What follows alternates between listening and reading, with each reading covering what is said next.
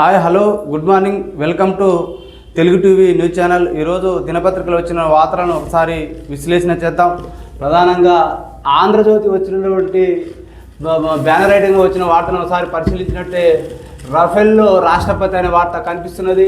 యుద్ధ విమానంలో ప్రయాణించిన ద్రౌపది ముర్ము 15,000 అడుగుల ఎత్తు, గంటకు 700 కిలోమీటర్ల వేగం, మరపురాని అనుభూతి అన్న త్రివిధ దళాల అధిపతి. 2 వేర్వేరు యుద్ధ విమానాల్లో ప్రయాణించిన తొలి రాష్ట్రపతిగా రికార్డుకి ఎక్కినట్టుగా ఇక్కడ వార్త కనిపిస్తుంది. రాష్ట్రపతి ముర్ము రఫేల్లో తొలి మహిళా పైలట్ శివాంగితో ఆమె గగన విహారం చేసినట్టుగా కనిపిస్తున్న వార్త కనిపిస్తుంది.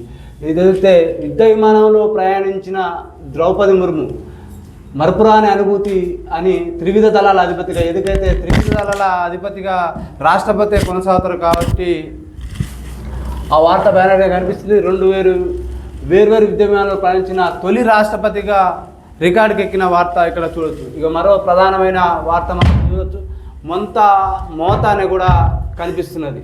ఇది మొంతా తుఫాను చెరువులను తలపిస్తున్న హన్మకొండ చౌరస్తా. నల్గొండ జిల్లా కొమ్మపల్లి గురుకుల పాఠశాల నుంచి విద్యార్థులను సురక్షిత ప్రాంతాలకు తరలిస్తున్న అధికారుల వార్త కనిపిస్తున్నది. వరంగల్, ఖమ్మం, నల్గొండ ఉమ్మడి జిల్లాల్లో దంచి కొడుతున్న వాన పొంగిన వాగులు, వంకలు, జలదిగ్బంధంలో మారుమూల గ్రామాలు. వర్షాలకు 2 మృతి, వరదలో వ్యాన్ డ్రైవర్ గల్లంతు. పంట నష్టంతో అన్నదాతల గుండె చెరువు. ఒరిగిన వరి, తడిసిన పత్తి, పలు రైళ్లు రద్దు. కొన్ని దారి మళ్లింపు. 22 స్టేషన్లు హెల్ప్ డెస్క్లు ఏర్పాటు చేసింది ప్రభుత్వం. అవసరమైతే తప్ప ప్రయాణాలొద్దు. దక్షిణ మధ్య రైల్వే అధికారుల సూచన. శంషాబాద్లో విమానాల రాకపోకలు అంతరాయం అనే వార్త కనిపిస్తున్నది. వరంగల్ జిల్లా కల్లెడలో అత్యధికంగా 34 సెంటీమీటర్ల వర్షపాతం నమోదైన వార్త కనిపిస్తుంది. శ్రీశైలం హైదరాబాద్ హైవేలో కోతకు గురైన వంతెన రాకపోకలు బంద్. అధికారులు అప్రమత్తంగా ఉండాలి. రైతాంగం నష్టపోకుండా చూడాలి. చెరువులు, కుంటలు, నీటి మట్టాన్ని ఎప్పటికప్పుడు పరిశీలిస్తుండాలి. అన్ని శాఖల సమన్వయంతో పనిచేయాలి అని సీఎం రేవంత్ రెడ్డి ఆదేశాలు జారీ చేసిన వార్త కనిపిస్తున్నది. ఇక చూడొచ్చు, మొంతా తుఫాను ప్రభావంతో బుధవారం హైదరాబాద్ సహా వరంగల్, ఖమ్మం, నల్గొండ ఉమ్మడి జిల్లాలో భారీగా వర్షాలు పడ్డాయి. మరికొన్ని జిల్లాల్లో కూడా వానలు కురిశాయి. ఫలితంగా జనజీవనం స్తంభించిపోయినట్టుగా ఇక్కడ చూడొచ్చు మనం ఈ దృశ్యంలో. ఖమ్మం, కల్లూరులో నీటి పాలైన వరి పంట. అన్నదాతకు దెబ్బ మీద దెబ్బ. ఖరీఫ్ సీజన్లో అతివృష్టితో ఆగమాగం. సాధారణం కంటే 34% అధిక వర్షపాతం. చేతికొచ్చిన పంటలు నీటి పాలవుతున్న పరిస్థితి. ఓవైపు పంటల కొనుగోలు, మరోవైపు తేమ సమస్య కూడా దాపురించింది. ఎందుకంటే ఈ అకాల వర్షాల వల్ల ఈ ఏదైతే బంగాళాఖాతంలో ఏర్పడ్డ తీవ్ర వాయుగుణం ప్రభావంతో వరి మాత్రం ఒరిగిపోయింది. ఈ కళ్ళాల్లో ఉన్న దాన్ని తడిసిపోయి తేమ రావడం లేదు. రైతుల పరిస్థితి మాత్రం అగమ్య గోచరంగా తయారైందని కూడా చెప్పుకోవచ్చు. ఇది ఈ సంవత్సరం అయితే మరి అతివృష్టే కుంభవృష్టిగా కురుస్తున్న వానలు కూడా మనం చూస్తున్నాం. ఎందుకైతే ఈ మొంతా తుఫాను ప్రభావం ఎక్కువగా ఏపీ తర్వాత తెలంగాణకు ప్రధానంగా కనిపిస్తుంది. తెలంగాణలో ఈ 3-4 జిల్లాల్లో అధికంగా వర్షపాతం, దాంతోపాటు అక్కడక్కడ మోస్తారు నుంచి భారీ వర్షాలు కురిసిన పరిస్థితి కనిపిస్తుంది. మరి వీటిని ఈ మొంతా తుఫాను ప్రభావంతో తీవ్రమైన ఇబ్బందులకు ప్రజలకు గురైనారు. వ్యవసాయం అయితే దాదాపు పంట చేతికొచ్చే దశలో, ఖరీఫ్ కోత దశకు వచ్చిన దశల్లో మొత్తం కూడా ఈ అతివృష్టి ప్రభావంతో పూర్తిగా కూడా వ్యవసాయ ఉత్పత్తులు కూడా మొత్తం కూడా ఖరాబైన పరిస్థితి కూడా కనిపిస్తుంది. మరి రైతులను మాత్రం కేంద్ర రాష్ట్ర ప్రభుత్వాలు ఆదుకోవాల్సిన ఆవశ్యకత ఎంతైనా ఉందని కూడా చెప్పుకోవచ్చు. ఇక మరో వార్త చూసినట్టయితే మంత్రివర్గంలోకి అజారుద్దీన్ అనే వార్త కనిపిస్తున్నది. సీఎం రేవంత్ను కలిసిన అజారుద్దీన్ చాముండేశ్వరనాథ్ చిత్రంలో మంత్రులు వివేక్, తుమ్మల అనే వార్త ఇక్కడ చూడొచ్చు. రేపు గవర్నర్ సమక్షంలో ప్రమాణ స్వీకారం. జూబ్లీ హిల్స్ ఉప ఎన్నికల ఎఫెక్ట్ అనే వార్త కనిపిస్తుంది.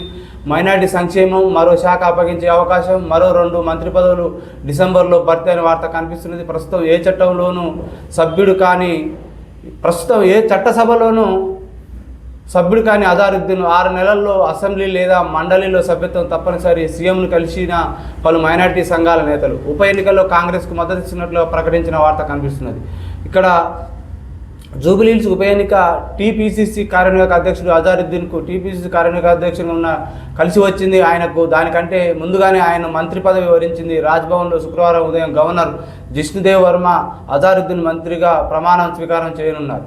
ఏదైతే రాజ్భవన్లో శుక్రవారం ఉదయం గవర్నర్ జిష్ణుదేవ్ వర్మ అజారుద్దీన్తో మంత్రివర్గ ప్రమాణ స్వీకారం చేయించే అవకాశం కల్పిస్తున్నట్టుగా ఇక్కడ వార్త పడుతుంది. ఏదైతే ఉప ఎన్నికలు ఇప్పుడైతే జూబ్లీహిల్స్లో ఇప్పుడు ఉప ఎన్నిక వచ్చిందో ఆ ఉప ఎన్నికల ఎఫెక్ట్ తోటి కావచ్చు, లేకపోతే ఆయనకు మంత్రివర్గాలు తీసుకొని ఆయనను అజారుద్దీన్కు మంత్రి పదవి ఇచ్చే అవకాశం కల్పిస్తుంది. ఇప్పటివరకు కూడా ఆయన టీపీసీ కార్యనిర్వాహక సభ్యుడిగా ఉన్నాడే తప్ప ఆయన ఏ చట్టసభల్లో కూడా సభ్యుడు కాలేడు. ఇది ఏదైతే మంత్రి పదవి ప్రమాణ స్వీకారం చేసిన తర్వాత 6 నెలల్లోపు ఏదైతే మండలి నుంచి కానీ విధానసభ నుంచి కానీ విధాన పరిషత్ నుంచి కానీ సభ్యుడిగా ఎన్నిక కావాల్సి ఉంటుంది. కాబట్టి ఆయన మంత్రివర్గాలు తీసుకున్నారు.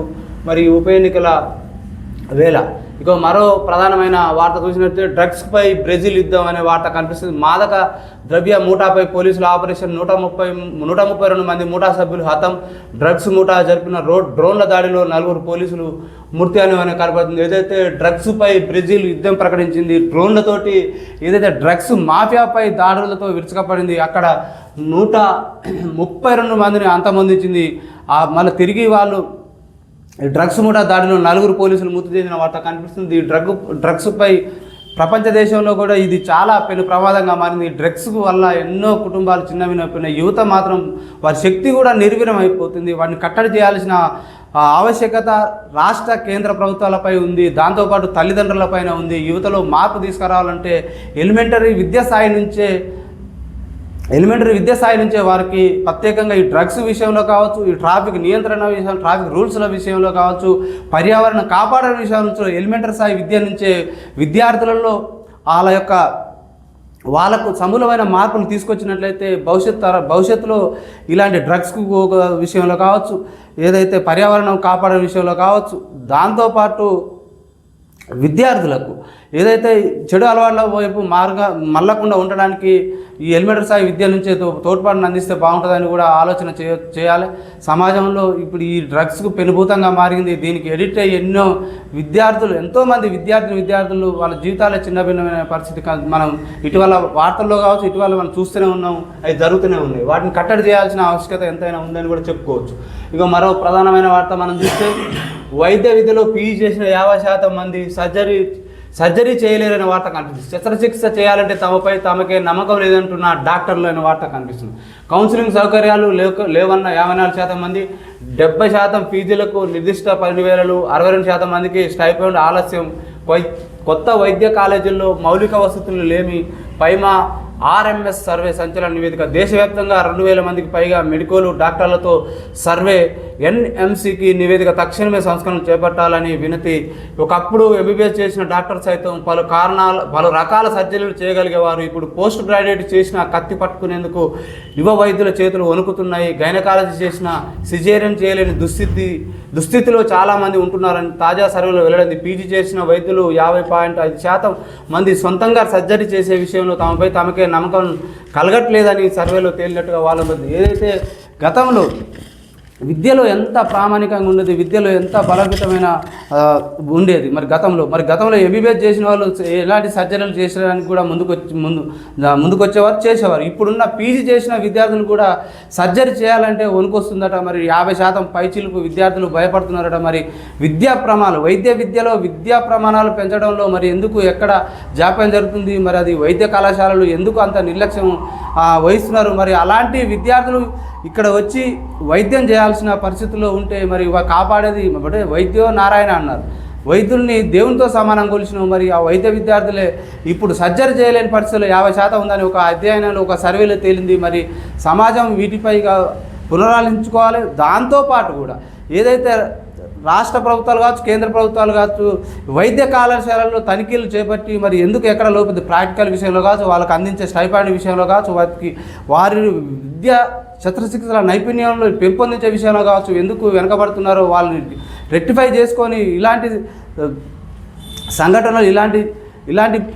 సంఘటనలు విద్యార్థుల్లో ఇలాంటి అనాసక్తత ఏర్పడకుండా చూడాల్సింది కూడా వైద్య కళాశాలలు కావచ్చు, ప్రొఫెసర్లు కావచ్చు, దాంతోపాటు ప్రభుత్వాల నుంచి కూడా దీనిపై పునరాలోచించుకోవాలి. మరి వైద్యం చేయలేని పరిస్థితిలో ఉన్నారు పీజీ విద్యార్థులు అనే వార్త కూడా కనిపిస్తున్నది. మరి దీన్ని చూస్తుంటేనే మరి సమా మరి మనం ఏ విధంగా విద్యను అభ్యసిస్తున్నాం మనం అర్థం చేసుకోవాల్సిన అవసరం ఉంది. మరో దినపత్రిక చూస్తే వెలుగు దినపత్రికలో మంతా కళ్ళలో అనే వార్త కనిపిస్తుంది. రాష్ట్రంలో బీభత్సం సృష్టించిన తుఫాను వార్త, మునిగిన ఊర్లు రాకపోకలు బంద్ అనే వార్త కనిపిస్తున్నది.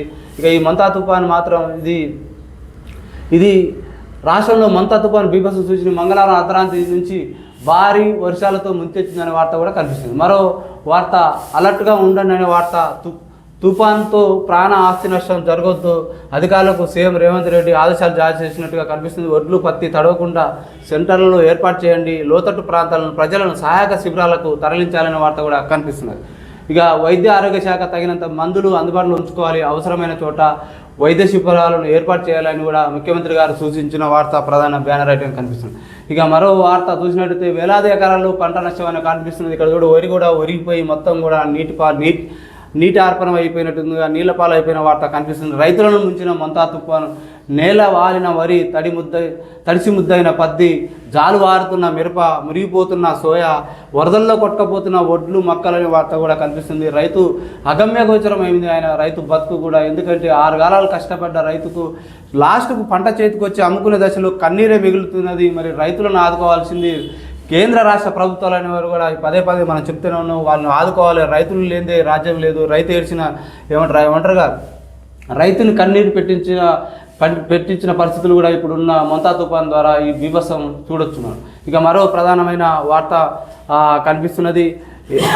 ఎంఐఎం బీజేపీ మధ్య పోటీ అని కూడా కనిపిస్తుంది. జూబ్లీ హిల్స్ కాంగ్రెస్కు ఓటేస్తే ఎంఐఎంకు ఓటు వేసినట్టు అని రామచంద్రరావు ఏదైతే బీజేపీ రాష్ట్ర అధ్యక్షుడు అంటున్న వార్త కనిపిస్తుంది. గతంలో మజ్లిస్ నుంచి పోటీ చేసిన అభ్యర్థి కాంగ్రెస్ క్యాండిడేట్ మా ప్రచారానికి భయపడి ఏకంగా సీఎం రంగంలోకి దిగిండని కామెంట్ చేసిన వార్త కనిపిస్తున్నది. ఇక జూబ్లీ హిల్స్లో బీజేపీ బీఆర్ఎస్కు కుమ్మక్కు, అందుకే బీజేపీ డమ్మీ అభ్యర్థిని పెట్టింది మంత్రి పొన్నం అన్న వార్త కూడా కనిపిస్తున్నది. 100 ఏళ్లలో బీఆర్ఎస్ చేసింది ఏమీ లేదు, పేదలు బడుగు బలైన వర్గాల పార్టీ కాంగ్రెస్, మంత్రి వివేక్ వెంకటస్వామి అన్న వార్త కనిపిస్తున్నది. ఇండియాతో త్వరలో ట్రేడ్ డీల్ అనే వార్త కనిపిస్తున్నది. ఏదైతే వాణిజ్య ఒప్పందం డీల్ అనేవి అనిపిస్తుంది. అమెరికా ప్రెసిడెంట్ ట్రంప్ ప్రకటన, మోదీ చూడడానికి సాఫ్ట్ కానీ టఫ్ అని అంటున్నాడు. పాక్ ఆర్మీ చీఫ్ మునీర్ కూడా చాలా గ్రేట్ పర్సన్ అని కూడా పొగిడినట్టు కూడా కనిపిస్తున్నది. 250% టారిఫ్లతో బెదిరించి ఇండియా పాక్ యుద్ధం ఆపానని కామెంట్ చేసిన ఈ ట్రంప్ ఏదో యుద్ధం ఆపాడు, 250% ట్యాక్స్ వేసాట, యుద్ధం ఆపిన ఇండియా పాకిస్తాన్ యుద్ధం ఆపిన అని కూడా కామెంట్ చేసిన వార్త కనిపిస్తుంది. ఇక మరో ప్రధానమైన దినపత్రికను చూసినట్టే ఈనాడు దినపత్రికలో ఏకదాటిగా వాన అనే వార్త కనిపిస్తున్నది. దిశ మార్చుకొని రాష్ట్రంపై విరుచుకుపడిన ఈ మంతా తుఫాను ఉమ్మడి వరంగల్, నల్గొండ, మహబూబ్ నగర్లో కుంభవృష్టి అనే వార్త కూడా కనిపిస్తుంది. ఇక మరో వార్త ఇక్కడ చూడండి. ఈ వాగులో కొట్టుకపోతున్న డీసీఎం, ఏదైతే ఖమ్మం జిల్లాలో నిమ్మవాగులో కొట్టుకపోతున్న వ్యాన్ అంతర్చిత్రంలో గల్లంతైన డ్రైవర్ మురళి అనే ఇక్కడ వార్తలో ఇది ప్రధానమైన దినపత్రికల వార్తలో ఇక్కడ కనిపిస్తున్న వార్తను మనం చూడొచ్చు. ఇక మన సీఎం గారు అప్రమత్తంగా ఉండండి, ధాన్యం పత్తి కొనుగోలు కేంద్రాలు తగిన ఏర్పాటు చేయండి, ప్రయాణికులకు ఇబ్బందులు కలగనియొద్దు, లో లెవెల్ బ్రిడ్జిలు కాజువేలపై రాకపోకలను నిషేధించాలి, అధికారులకు ముఖ్యమంత్రి రేవంత్ రెడ్డి ఆదేశాలు, మంతా తుఫాను ప్రభావంపై సీఎం ఆరా అనే వార్త కూడా కనిపిస్తుంది. ఇంకా మరో ప్రధానమైన వార్త ఇక్కడ చూడొచ్చు మనం. జూబ్లీ హిల్స్ కాంగ్రెస్ గెలిచి అరాచకాలకు ఊతమైన వార్త కనిపిస్తుంది. షేక్పేటలో భాజపా కార్యకర్తల సమావేశంలో మాట్లాడుతున్న కేంద్ర మంత్రి కిషన్ రెడ్డి ఇక్కడ కార్యకర్తల సమావేశంలో మాట్లాడుతున్నాడు. ఈ మంత్రి కేసీ రెడ్డి అని కనపడుతున్నది. ప్రజలకు అండగా నిలిచేది భాజపానే కేంద్ర మంత్రి కిషన్ రెడ్డి అనే వార్త కానీ జూబ్లీ హిల్స్ ఉప ఎన్నికల మజ్లిస్ బహిరంగంగా మద్దతిస్తున్న కాంగ్రెస్ అభ్యర్థి విజయం సాధిస్తే ఐటీ రంగానికి కేంద్రంగా అభివృద్ధి సాధించిన కొత్త నగరంగా కూడా పాత బస్సులా మారిపోతుందని కేంద్ర మంత్రి కిషన్ రెడ్డి ఆరోపించారు. హైదరాబాద్ మజ్లిస్ అరాచకాలు పెరిగిపోతాయని వ్యాఖ్యానించారు. కాంగ్రెస్ నుంచి నవీన్ యాదవ్ గెలుపొందిన వచ్చే ఎన్నికల్లో తిరిగి టికెట్ ఇవ్వబోరని, మజ్లిస్ గూడికి చేరి పోటీ చేస్తారని అన్నారని షేక్పేట ఎర్రగడ్డ డివిజన్లో నిర్వహించిన కార్యకర్తల సమావేశంలో కేంద్ర మంత్రి కిషన్ రెడ్డి అన్న వ్యాఖ్య ఇక్కడ కనిపిస్తున్న వార్త మనం చూడొచ్చు. ఇక మరో ప్రధానమైన వార్త మనం చూసినట్టయితే వాతావరణంలో మార్పులు ప్రాణాలు తోడేస్తున్నాయని వార్త కనిపిస్తుంది. ఈనాడు ఇంటర్వ్యూలో Lancet countdown executive director doctor Marina Romanello ఇక గతంలో ఎన్నడూ లేనంతగా చాలా ఆందోళనకరంగా పరిస్థితులు బొగ్గు మండించడం వల్ల ప్రపంచంలో ఏడాదికి 25 లక్షల మంది మరణాలు సంభవిస్తున్నాయి. వాయు కాలుష్యంతో 2024 రికార్డు స్థాయిలో 154,000 మంది మృత్యువాత పడ్డారన్న వార్త కూడా కళ్ళు తెరవని ప్రభుత్వాలని కూడా ఇక్కడ వార్తల్లో కనిపిస్తున్నాయి. ఇక్కడ చూడండి ఏదైతే వాతావరణ మార్పులు అనూహ్యమైన మార్పులు మనం పదే చెప్పుకుంటూ వస్తున్నాం. అనూహ్యమైన మార్పులు సంభవించడం వల్ల అధిక ఉష్ణోగ్రతలు రికార్డు స్థాయిలో విడుదలవుతున్న కర్బన ఉద్గారాలు, బొగ్గు ఆధారిత విద్యుత్ కేంద్రాలు, వెదజల్లే వాయు కాలుష్యం ప్రపంచంలో మానవాళికి ప్రమాదకరంగా తయారయ్యాయి. తీవ్రమైన ఆరోగ్య సమస్యలు కారణమవుతున్నాయి, ఆర్థికంగా తీవ్ర ప్రభావంతో చూపుతుంది అని వివరిస్తున్నారు. University of college of London institute for global health విభాగం సీనియర్ పరిశోధకులు డాక్టర్ మరీనా రొమానెల్లో ప్రముఖ వైద్య జనరల్ లాన్సెట్ కౌంట్ డౌన్ పేరుతో వాతావరణ మార్పులు ఆరోగ్య రంగంపై ప్రభావం 2025 అధ్యయనానికి ఆమె ఎగ్జిక్యూటివ్ డైరెక్టర్ కూడా వివరించారు. ఆయా సమస్యలపై 20 అంశాలను ప్రామాణికంగా తీసుకొని అధ్యయనం చేస్తే ఇందులో 12 గతంలో ఎన్నడూ లేనంతగా ఆందోళనకరంగా ఉన్నాయని తెలిపారు. భారత్లోని పరిస్థితి తీవ్ర ఆందోళనకరంగా ఉన్నదని ఆమె ఈనాడుతో ఇచ్చిన ఇంటర్వ్యూలో ముఖ్యాంశాలు ఇలా ఉన్నాయన్నారు. ఏదైతే వాతావరణంలో అనూహ్యమైన మార్పు ఈ కర్బన ఉద్గారాలు వెదజల్లుతుంది. ఏదైతే బొగ్గు ఆయిల్ ఇలాంటి కంపెనీలు కూడా ఏదైతే థర్మల్ విద్యుత్ ప్రాజెక్టుల ద్వారా కూడా విపరీతమైన బొగ్గు కాలుష్యం, ఈ బొగ్గు కట్టె కాల్చడం వల్ల కూడా బొగ్గు కాలుష్యాలు, బొగ్గు బట్టీలు కట్టె కాల్చడం వల్ల కూడా ఎంతో బొగ్గు పులుసు వాయువులు కూడా వెలువడి ఈ వాతావరణం కలిపి అనూహ్యమైన మార్పులు జరుగుతుంది. కర్బన ఉద్గారాలు వెదజల్లి మొత్తం భూమిగోళం వేడెక్కిపోతుంది. ఈ ఉద్గారాల వల్ల, ఈ వాయు కాలుష్యం వల్ల దాదాపు 60 ఏళ్ల పైబడిన వయసున్న వారిపైన ఎక్కువ ప్రభావం చూపుతుంది. సంవత్సరంలోపు ఉన్న పిల్లలపై ఎక్కువ ప్రభావం చూపి ఎంతోమంది సంవత్సరానికి ప్రపంచవ్యాప్తంగా మరణిస్తున్నారు.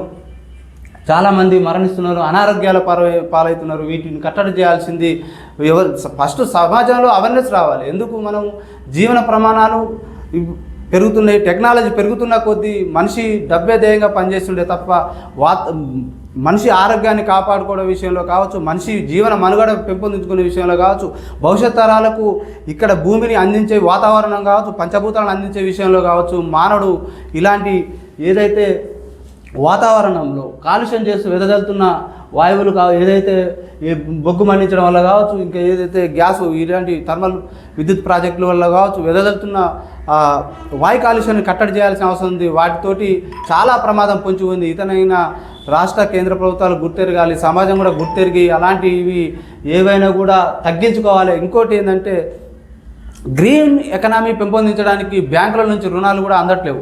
గ్రీన్ ఎకనామీని పెంపొందించడానికి, చెట్ల పెంపుదల కాదు, గ్రీన్ ఎకనామీని పెంపొందించడానికి మాత్రం ఆర్థిక రుణాలు అందట్లేవు. అదే ఈ బొగ్గు కాలుష్యం కావచ్చు, ఈ కర్బన ఉద్గారాలు వెదజల్లే ఫ్యాక్టరీలలో వాటికి మాత్రం రుణాలు మాత్రం 1000 కోట్లు 1,00,000 కోట్లు ఇస్తున్నాయి బ్యాంకులు కూడా. వీటి కూడా పునరాలోచించుకోవాలి. వాటికి ఇచ్చే బదులు ఈ గ్రీన్ ఎకనామీని పెంపొందించడానికి రుణాలు ఇస్తే వాతావరణంలో సమతుల్యత ఏర్పడుతుంది. దాంతోపాటు జీవన ప్రమాణాల రేటు కూడా పెరుగుతుంది. మనిషికి కావాల్సింది మంచి వాతావరణం, మంచి గూడు గుడ్డ, మంచి వాతావరణమే కదా. ఇవి ఉన్నప్పుడే, ఇవి సమతుల్యతంగా ఉన్నప్పుడే మానవుని జీవన ప్రమాణాలు కావచ్చు, మానవుని మనుగడల విషయంలో కూడా మంచిగా జరిగే అవకాశం ఉంటుంది. ఎందుకంటే ఇలాంటివి వాతావరణ మార్పుల వల్ల ప్రాణాలు తోడేస్తున్నాయని వార్త కూడా మనం చూస్తున్నాం. ఇలాంటి వార్తలను ఇంకా మెరుగైన సమాచారాన్ని మీకు తీసుకురావడానికి, మాకు మరింత ఉత్సాహాన్ని ప్రోత్సాహాన్ని కల్పించడానికి మా తెలుగు టీవీ ఛానల్ను లైక్ చేయండి, షేర్ చేయండి, సబ్స్క్రైబ్ చేసుకోండి. చూస్తూనే ఉండండి మీ తెలుగు టీవీ.